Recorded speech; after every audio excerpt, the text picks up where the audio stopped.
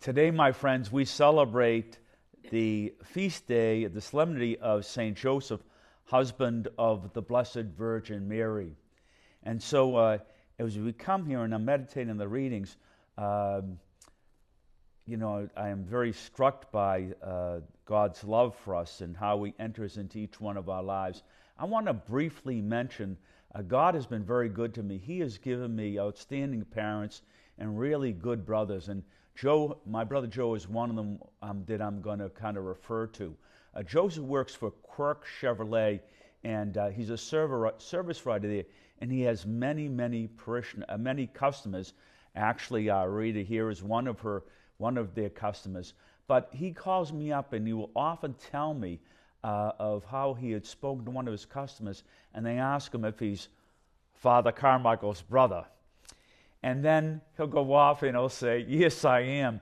And they'll talk how much they love Catholic TV, how much they love being part of this community, and how important it is to them. And it's so nice of my brother to bring that to me. My dad's part of the Sing Grandpops, and my mother and father go to St. Camilla's Church. And again, they have many people come up to them and tell them how much they love Catholic TV. You are such an important part of the life of the church, of the life of the Catholic TV community as well. And you should know the great joy that you bring to all of us.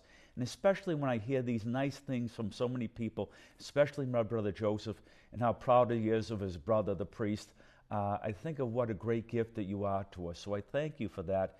And I ask you God's blessing. Again, I do remind you, Joe is a great kid. He goes over often to Oscar Romero Church in Canton to celebrate Mass in there, and he thinks the world of Father Rafferty as I do and myself.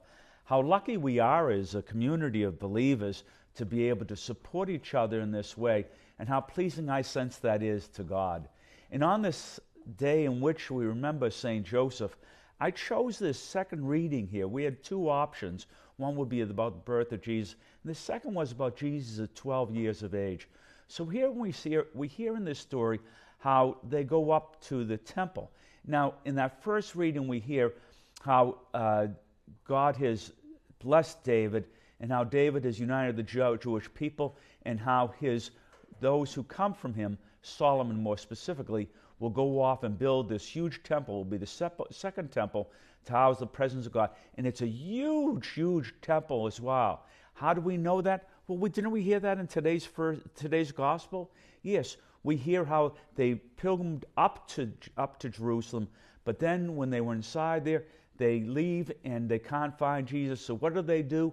They then go into the temple to find him. And it says very carefully here, it took them a long time to find him in the temple, and then they would find him with Jewish scholars.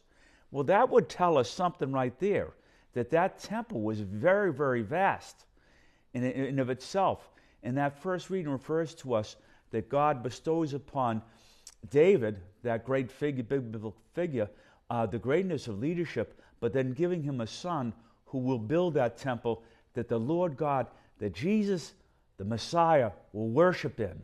Oh my gosh, that's got to be pretty awesome when you think about it, just in that first reading. But in now today's gospel, we hear some practical stuff, some parents who've lost their son. Unfortunately, this is the Son of God. If there's a son you don't want to lose, it is certainly the Son of God, the Messiah, correct? They do a hot tail run back to the temple to find him, look all over, and then they find him. And he's there talking to the rabbinical scholars, and he's questioning them, but he's also giving them answers. And they're amazed that a 12-year-old can have such insight inside there. Now, their first reaction, Mary and Joseph, has to be, wow, who knew he was that smart? But he was actually that smart, obviously, because he was the Son of God. And they were the ones who passed this on to them, weren't they? They absolutely were. So that's the first. But then the next one is, how could the mother, only a mother could do this, how could you do this to us? You know how much worry you put us through? Well, that's kind of natural and would expect that. Well, what does that tell us inside here? It tells us that our life and our faith journey is a learning process. So at first she goes off and she thinks, how could you do this? But when she's leaving and she's going back to her home, she realizes what she's doing, what he was doing inside there was growing in living out the Father's will and knowing the Father's will itself. So we recall ourselves that as we go through Lent, it is time to become more knowledgeable of God itself. I've recommended my parish, I recommend to you, take the 5th chapter of Matthew's Gospel, where he says, I know it is said, thou shalt not kill, or they shall be subject to judgment. But what I say is, thou shalt not be angry, my brother, lest he be subject to judgment. He takes all the commandments and he explains them in a fuller way. Now, why would he compare one to the other? Well, because, when you're angry at your brother, you're killing his spirit and you're killing part of your spirit. Go through the rest of them because they make so much sense. I know it is said, thou shalt not commit adultery. But what I say is, if a man looks at a woman and lusts her in his eyes, he has committed adultery. Well, what does that mean inside there? Well, Jesus is going that extra way to say to us to live the commandments to find happiness and not get trapped in avoiding these commandments and to live in God's love and God's mercy itself. Remember, the Jewish people and ourselves, we all understand to live the commandments fully is to find happiness and joy.